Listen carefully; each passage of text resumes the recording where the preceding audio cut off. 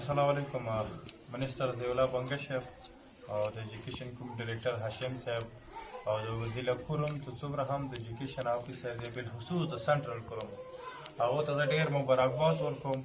هغونه مو ډېر تسلي وو، ډېر زیاتونه خوشحال یو.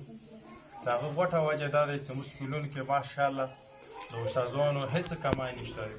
زموږ سکولونو کې د ماشومانو هېڅ کمای نشته دی. زموږ په سکولونو کې بچیو دپاره د کتاب، د قلم، د بستې او د بورډ هېڅ کمای نشته دی. د اول پلې دغو ټولو ډېره شکریه ده کوم. هغه ټول نه غټه وجه دا چې دا یو کمره دی، په دې کې 4 کلاسه ناست دي د دغو واړه ماشومانو. کچې نول، صفیلې، دویم، دریم، څلورمه پرې دي کې واړه ماشومان ناست دي. او بل د دغو ته فلحال نن ورځ یو استاد هم نشته دی. د دغه سکول کې استاد دی، د سمندر کلی ورته وایي په علیشهځای کې، هغه یو استاد هم نن په چوټي دی. د دغو بچیو لپاره لیکنې لپاره بورډونه نشته.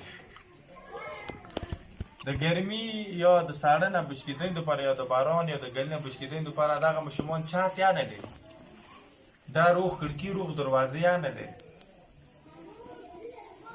زه دا یم سره آیا د مو د علاقې د افسر بچا به هم د سکول کې سبا کوي توس وخت ده ماشوم راغلی دا به څومره پیدل مزال به کړی د غرو علاقې نه صرف دې لپاره زه به سکول ته لاړ شم. څه به زده کړم. سکول کې استاد نشته او سکول چت هم کور نشته، سکول دروازې کړکي هم ړنګ دي او د ایجوکیشن افسر پښتنه هم نه کوي. مو ټول ته دی تاسو ذمهواره جوړېږي. خپل بچي که هر څومره هم تعلیم یافته کړي، دغه خو به تا نه خدای پوښتنه وکړي د بچا د خدای قیامت د دغو ماشومانو پوښتنه هم کوي. دا هم د تاسو بچیو ناکام نه دي. دا سکول ته راشي سره د سکول سره د کتاب به دا بې تعلیمه راکټه کېږي. هغه ټول نه غټه وجه دا ده چې دلته د تعلیم هېڅ سهولت نشته.